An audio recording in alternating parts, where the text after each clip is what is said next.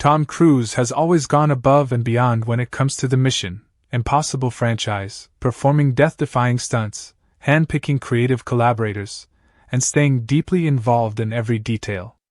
But with Mission Impossible, The Final Reckoning, Cruise is finally ready to step away, and he wants to do it in a way that leaves a lasting impact, not just with the action, but with heart. According to those who worked on the film, this final chapter is about more than just tying up loose ends. It's a love letter to fans and a surprisingly emotional ride. And Cruise's reason behind the ending? He simply felt that people need a break. After nearly 30 years of playing Ethan Hunt, Tom Cruise is ready to wrap it all up with Mission Impossible: The Final Reckoning, the 8th movie in the franchise.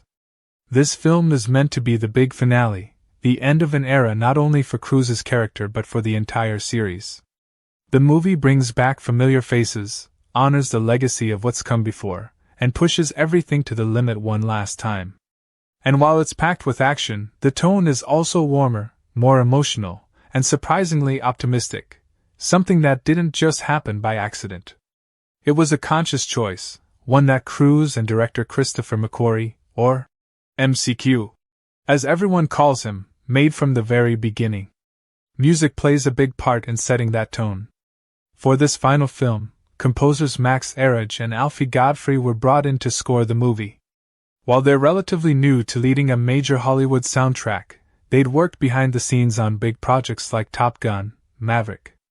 This was their first time as the main composers, and their job was daunting.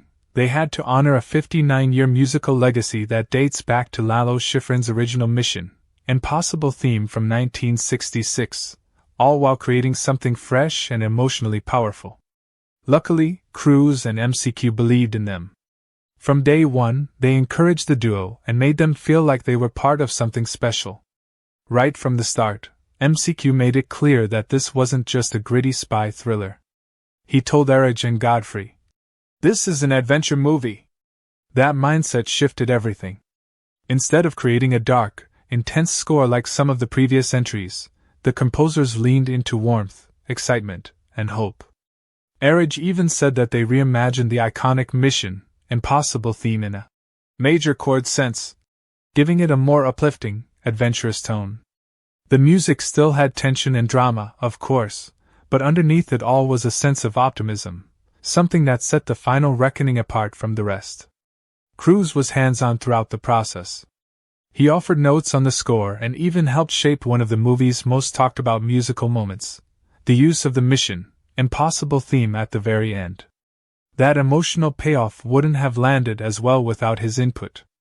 Godfrey described Cruise as deeply knowledgeable about every part of filmmaking, from the music to the editing to the color grading. He wasn't just the star of the film, he was the driving creative force behind it. Part of what makes The Final Reckoning so unique is how it was put together.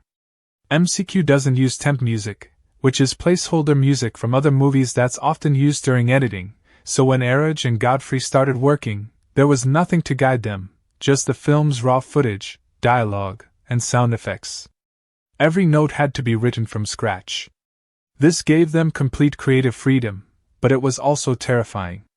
With no safety net, every decision mattered. The music had to carry emotion, set the pace, and tie everything together. This was especially challenging because MCQ's filmmaking style is very experimental. He often shoots multiple versions of scenes, changes things up constantly, and throws out traditional rules.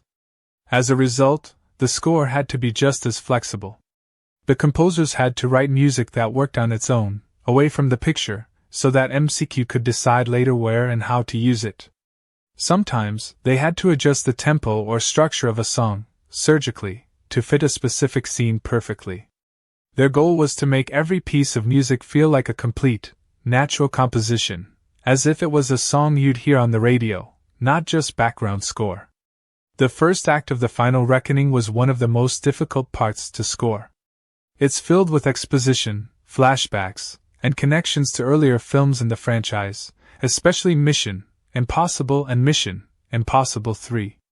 Ahrens and Godfrey had to use music to help keep audiences emotionally engaged through all the complicated setup. One scene that stood out was a conversation between Ethan Hunt and Briggs on a plane. The music was carefully timed to support every line of dialogue, with subtle chord progressions and melodies that shifted with the characters' emotions. It was a delicate balancing act that took months to perfect. Of course, one of the film's most powerful moments was the death of Luther Stickle, played by Ving Rhames. He's been with Ethan Hunt from the very beginning, and his farewell had to be perfect. Godfrey admitted that they were nervous about getting it right, and so were MCQ and editor Eddie Hamilton. They all wanted to give Luther the send-off he deserved. Instead of tying the music to every cut and action in the scene, Erich and Godfrey chose to let the music float above it. They created a piece that could stand on its own, not forcing the audience to feel anything but letting the emotion come naturally. It worked. That moment hit hard because the music didn't manipulate, it simply existed, powerful and haunting. But the film wasn't all emotion and goodbye scenes. It still delivered jaw-dropping action, including an underwater set-piece that featured some truly wild instruments. At one point, the composers even used a custom-built electric violin to create a unique sound that matched the high-intensity drama unfolding on screen. Every detail, from the instrumentation to the timing, was designed to push the envelope. Throughout the whole process, Cruise remained the heart of the film.